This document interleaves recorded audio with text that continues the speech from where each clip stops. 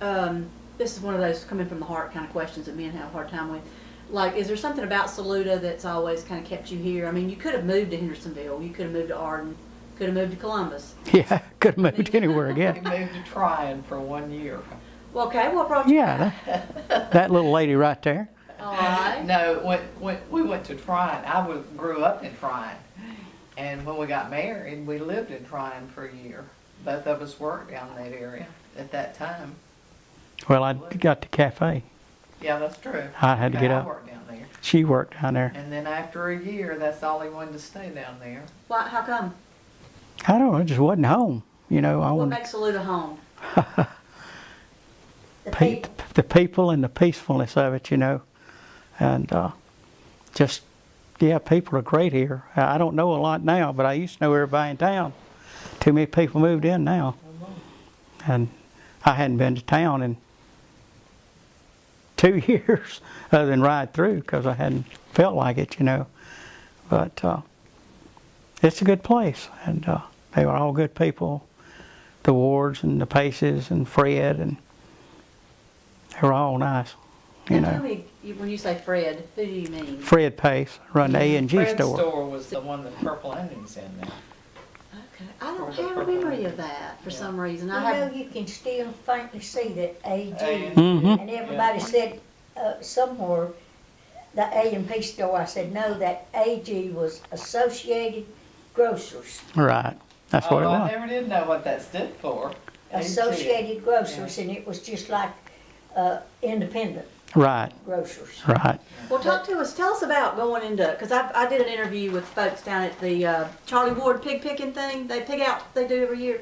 I interviewed some people about what it was like going into the store when Charlie was alive and what they remember about Charlie. So tell us about going into that store and what your memories are. Oh, it was all good memories there. I was until the latter years, I was closer with Jack, his brother, because of the fire department business, and Jack helped me out a whole lot. But Charlie was always great, and when Fred shut down, we started getting our meat there from Charlie, and he always had a beautiful ribeye that he had seasoned. You know, I'd go down about every week, and about every week we eat a steak, and I'd say, "You got one?" He'd say, "I got it, bud."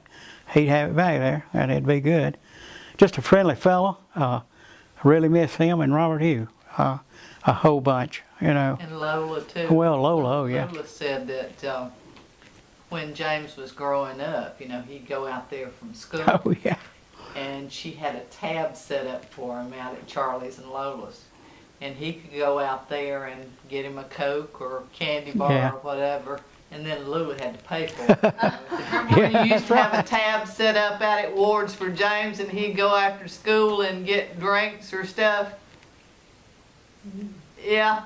And Miss Lula paid for it. Yeah, Miss Lula paid for it. That's correct. Yeah. Yeah, he was, I like Charlie. He was If anybody want to know cool. anything Yeah, about Lola Lula, now, I've got a few clips of her somewhere on Coondog Day where I filmed her talking to her. But she was telling me a lot of things. And for instance, Lula's old house out there was built from the old depot that was on Main Street there. You know, an old store and depot. She said she remembered, I forgot who she said, but somebody hauling the lumber in a wagon, horse and wagon, to build Miss Tiny's house. It was Tiny Summy's house, but they eventually bought it from Tiny, you know, but she said it came from a depot. And I found all of whose house? Lula's old house over on Louisiana Avenue. I found all old records, of course, when I sold it, and it was built in 1924. And Lola said lumber came from the old depot, and some stores said there's a storing part of it too. Can you think of any really unique characters in Saluda over the years that stand out in your mind? That just like interesting people that you can recall that's lived in Saluda? Yeah, a bunch of them, but I don't want to put them on tape. Well, ones that you can tell us about that you can share. Who was your greatest teacher that you admired? I guess Miss Edwards. or Miss Hall. Of course, first grade you don't know a whole lot anyway. But Miss Edwards was in the 5th grade, and then you knowing what's going on, she was really super good. And actually, Miss Dan Pace wasn't bad. She had a habit of smacking you on your hand if you talked or something with a ruler. It hurt, but she'd do it, you know. But then she'd break down and say, "Come by the house this afternoon," and she made homemade ice cream in her ice trays, and sit there and eat ice cream for 20, 30 minutes and going home. You know? So she was quite a character. So she felt bad about slapping your hands, huh? Oh man, in class, if you talked or was chewing gum, bring that little short ruler out and pop your hand 4 or 5 times, you know. You remembered it. Oh yeah, I remember Well, I that. bet James remembers the longest serving police chief when he was a boy, Gurley. Gurley Lauder. Oh yeah, I remember Gurley. Gurley Lauder. Really louder. I don't know a lot about Gurley. I just know he was a police chief, and a little bit. I wasn't that old then, you know. Then I remember. What kind of car he drove? No, Now, did he live in my grandparents' house? Do you remember that? Was that his home place? Somebody said Gurley Lauder lived in that house before my grandparents had the one up on the on the hill. Long time ago, yeah. long time. Oh, well, I don't know how long ago. Be before my time, I guess. In the 40s. In the 40s. The one I remember most is the policeman was Willis. Willis Johnson. Yeah, he's something else now. I was up a little older then, and we were, see, who was it? I think Woody Needham had the Guff Station up there where Jerry had it last. It's a depot now and all that. It was that Guff Station that was there. Fred's boy, Jerry, ran it for a good while after Needham left. But the Waters boys were pretty rough about drinking, and I went up there one day. I got gas there, and after well, Needham was still there, I guess, and one of the Waters boys had caught a black snake, and he came up and put it in my face, you know, and I said, "God dang, get that thing out of here!" And I had left my car window down, and he just went and throwed it in my car. I did have a fit. Here come That's Jack. yeah, here come Willis, and his brother Bud seen what he done. Bud and I were pretty good buddies, you know, back then, and he worked for your daddy, granddaddy, Raymond Stevenson. Bud Waters worked for him. He used to clean my car up every Saturday if I'd take him to the liquor store, and when he got off from work. So I'd run him and James Lauder down to the liquor store. Working for my grandfather. He cleaned my car up, spotless, there at the station, and kept my gas tank topped off, just carrying him to the liquor store and trial. But old Willis, Bud went out there and told Jack in no uncertain terms, "You get that snake out of there right now." And he was drunk, and of course he's messing, staggering around, and old Willis came hobbling up there. "What's going on, boys?" And Bud told him he'd thrown a snake in my car and he needed to get the darn thing out. And Jack never did. Bud finally got in there and happened to see it crawling across the seat and got it by the tail, slung it in a big hole they had dug back there for new tanks. Never forget that. And Creek run back there. yeah, and then Willis told Jack, "You're gonna take him to jail." Of course, that didn't go over too good either, you know. Bud finally had to knock him in the head with a Pepsi bottle, and he did, and knocked him out, and left him laying there in the lift area for a while. And Willis hauled on off. At the station? At the service station? Yeah, not your granddaddy's. No, He was working at the Guff. Yeah. Oh, yeah. Yeah. But Willis was a policeman. He had to read the water meters, Yeah, everything. go to the water plant every day, put in the chlorine, Yeah. and and if the fire Whistle went off. blowed, had to get the Telephone. out and before the volunteers got there. It And always that's went by M. Staton, and that was James's great Great-grandfather. grandfather. I don't know if I have it in that book or not. Louise's husband was her Brother, right? And MC. didn't they call him Monty? Yeah. Yeah. Monty. Yeah. Named him after him, I presume. He built some beautiful. Well, you know, furniture. Little booklets where he Grandma- kept up with costs and things like that were from the early 1900s. You can look at that. It's interesting. It's neat.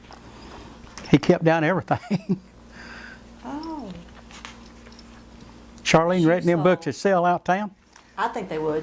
Do what? You written them that sell out town, them little booklets? It might. People's really They're into going this. for these older things. Yeah. That's fascinating. What is that? This is where he bought eggs. It's, No, it's where he sold eggs. I'm going to hold this up to the camera. 100-year-old formulas for working with wood. Old-timey Saluda. 34 cents. Lard cost 34 cents. Oh yeah, there's something else. It's really interesting. Yeah, it is. I was lucky enough that these were in the trunk that he had made. And he had a price list on Fords from 1924. Railroad fare for the year 1919. Car fare $1.80. And then he's got down songbooks, magazines. This was when he was a minister. Something that they evidently. bought. Yes, evidently songbooks. 2 songbooks, 55 cents. This is delivery to Hendersonville. The different Fords from 1924. A touring self-starter delivered to Hendersonville. $428.09. that's something, isn't it? That's something else, I tell you. Christian Herald was $2.50. That was a newspaper type. Christian. And he's got butter and pair. coffin. 1 pair of pants, black or blue. 30, 31. Account Yeah. book, White 1918. hose. Black, satin, sateen shirt. Yeah. Oh, That's Charlie. cute. And- Charlie. And a black Black something. tie. Yeah, it could be. M.M. Staton or, no, Orlando, G, Florida. Florida. Orlando, Florida. Now, why do you suppose he was writing it in this little book like this? Maybe because Charlene said they couldn't get nothing no bigger. They gave these away when you bought fertilizer and feed and seed. But I mean, what was he keeping? Just a record of where he was spending his money? I guess, I don't know. Like he's got here, he sold 22 pounds of butter. No, 2 pounds of butter for 35 cents a pound. Now, talk to me again about Monteville, because you've shared a book that you put together about his working with wood. Now, he was a minister, Correct. correct? Now, that's what he did. That was his primary occupation. As far as I know, As yes. far as you know. But how did he get involved with working with wood? He made a lot of the furniture that they had in their house. And did Monteville ever sell any of the furniture he made, Lula? No, I don't know. You don't know. No. I don't know either. I know that the family, we've got 2 pieces left, that little table and my trunk. Isabel had a piece. Mama had a piece. Blue pipe, I wonder. And I can see all of them had a like pretty good sized table that he did, and you know used all kind of stuff. So as far Turns as you on know, it. this was a hobby, That was a hobby. And so he kept record of his formula for different varnishes. Right. And Paint removers, paint etc. removers. And also, I saw something back here about looked like working with silver. Could be. But anyway, so this was something that he did for himself. He just kept a record of the formulas that he thought worked really well on wood, and Right. diary of Back in those olden days, I guess they had no other way of doing it, except make your own up, you know. He just kept a record of it, so I guess for his own reference.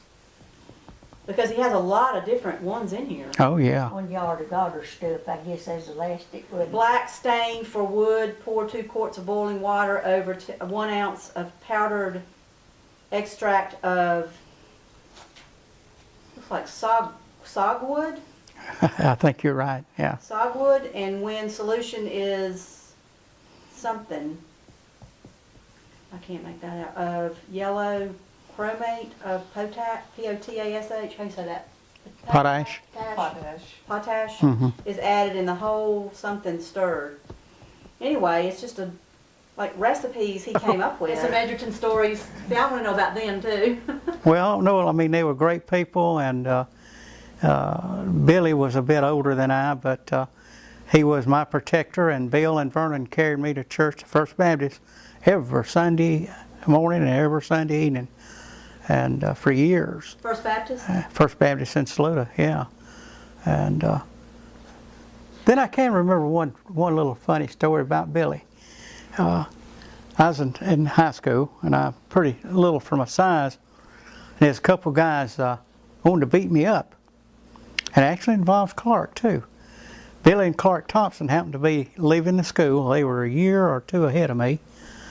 And I was going down to Ward's to get me something to eat on and walk home. I rode the bus a lot. Bob Whitaker drove it. But I walked a lot. And these two characters grabbed me off the sidewalk and pulled me down on the school grounds down there and started beating the heck out of me. And here come Billy and Clark. Wham! They flattened both of them out and carried me to town and set me up to a milkshake. Never will forget that. I got to tell Clark about that. I bet he ain't forgot it. I got to ask him. I'm sure But you have. but Billy and Clark. What age were you then? Oh, I was in high school. You know, Oh. I was probably about 10th grade or 11th. What, were they So. seniors or were they seniors or? Oh, these two guys that whipped me up on me, yeah, Billy and them were. They didn't go to school. They just. I don't remember what they had it in for me for or something. Can't remember. They're both dead now. And Did But you apologize? no. Well, one of them did. Yeah, one of them Tell did. us who the two were that beat him up or tried to beat him up. He's not gonna tell that. I'm not going to tell that. But one of them did apologize and really become a close friend.